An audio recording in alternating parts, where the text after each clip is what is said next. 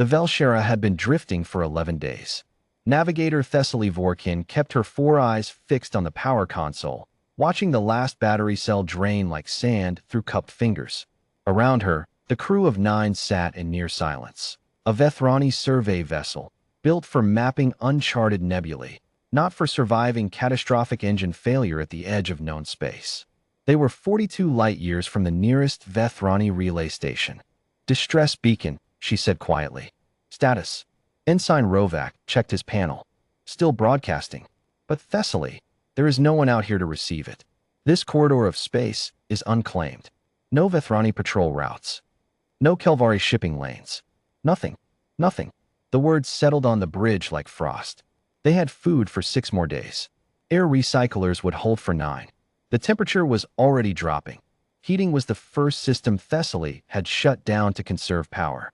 She could see her breath now, faint white wisps curling in the dim red emergency lighting.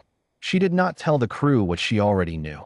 Even if someone received their beacon today, even if they responded immediately, the nearest Allied vessel was 17 days away at standard warp. The math was simple. The math was fatal. On the 4th day after that conversation, Ensign Rovak's console chirped. Thessaly crossed the bridge in 3 strides. "What is it?" A response.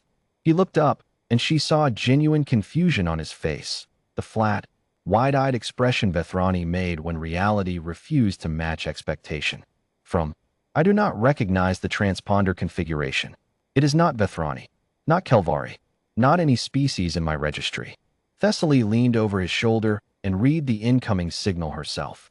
Asterisk distress beacon received.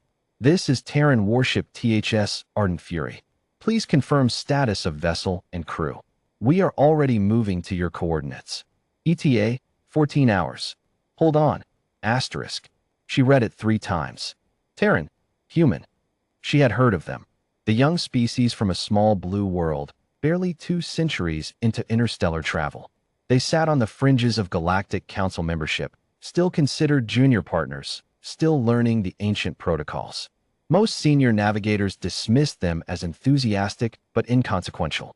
She had never heard of a human warship operating this far from their home system. "Respond," she said. "Tell them our situation. Full details." The Ardent Fury dropped out of warp 14 hours and 6 minutes later, almost insultingly close to the promised time. Thessaly had her face pressed to the observation port when it arrived, and she felt her breath catch despite the cold. It was enormous. She had expected something modest, perhaps a light patrol frigate, the kind of vessel a junior species sent to distant patrols as training exercises. What materialized out of the black instead was a warship that dwarfed the Velshera the way a mountain dwarfs a stone. Its hull was dark gray, scarred in places with old battle damage that had been welded shut rather than cosmetically repaired. Its weapon arrays were visible even at distance. Long banks of rail cannons and energy emitters that swept back along the ship's flanks like wings folded for flight. This was not a patrol vessel. This was a warship built for war and worn by it. "Receiving a hail," Rovak said, his voice uncharacteristically quiet. On screen appeared a human woman. She was perhaps 40 years old by human reckoning, with dark skin, close-cropped hair going silver at the temples, and a uniform that bore command insignia Thessaly didn't fully recognize. Her expression was calm, professionally calm, the kind of stillness that came not from absence of urgency, but from absolute mastery of it. "Navigator Vorkin," the human said. "I'm Captain Amara Osemensa of the Ardent Fury. We've reviewed your distress data. My engineering team has already identified 3 possible repair configurations for your drive core. We're preparing 2 shuttles, one for crew transfer in case repairs fail, one carrying equipment, and 2 of my best engineers." A brief pause. "You're going to be fine. We've got you." Thessaly was quiet for a moment. "Captain Osemensa," she said carefully. "You are 42 light-years from Terran space.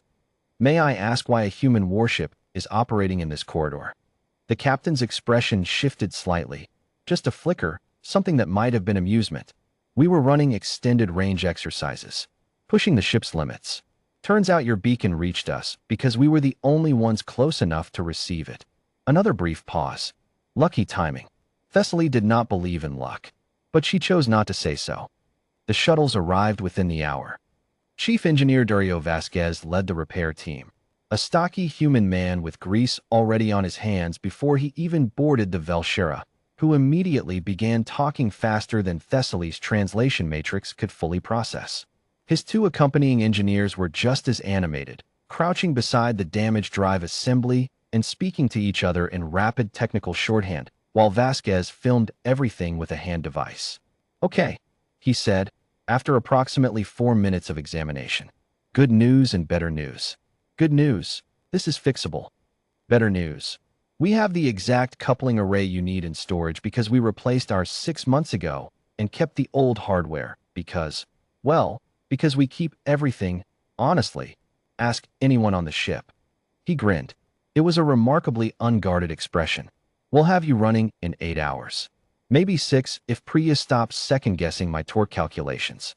"I second-guess your torque calculations because you're always 12% high," said the engineer behind him without looking up. "And yet we never blow a coupling. Yet."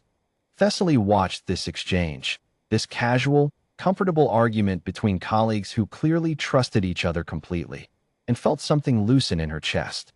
The tight, cold knot of 11 days of fear began, slowly, to soften.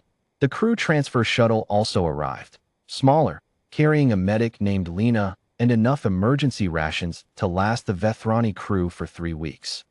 Lena moved through the Velshera with quiet efficiency, checking each crew member without being asked, offering warm protein packs, and what she called hot something. Technically it's coffee, but look, the ingredients list at this point is mostly optimism. Ensign Rovak accepted a cup with both hands and said, very seriously, "This is the worst thing I have ever tasted." "Yeah," Lena agreed cheerfully. "It grows on you. That is also concerning." 6 hours and 40 minutes after boarding, Chief Engineer Vasquez stood at the Velshera's engine console with his arms crossed and a deeply satisfied expression. "She's green across the board," he said. "We replaced the primary coupling, rerouted the secondary power feed, and, okay, don't tell anyone this part, we also quietly patched a microfracture in your port stabilizer that you probably didn't even know was there. It wasn't urgent, but it would have been a problem in about 3,000 hours of flight time." Thessaly stared at him. "You repaired damage we did not report. We saw it. It needed fixing." He shrugged. "That's the job." She was quiet for a long moment. In Vethrani culture, unsolicited assistance carried complex social weight. Help that was not requested could imply the recipient was incapable of managing their own affairs. It was, depending on context, anywhere from mildly presumptuous to deeply insulting. She found she did not feel insulted. She felt something else entirely. Something that took her a moment to name, because she had not felt it in 11 days. Safe.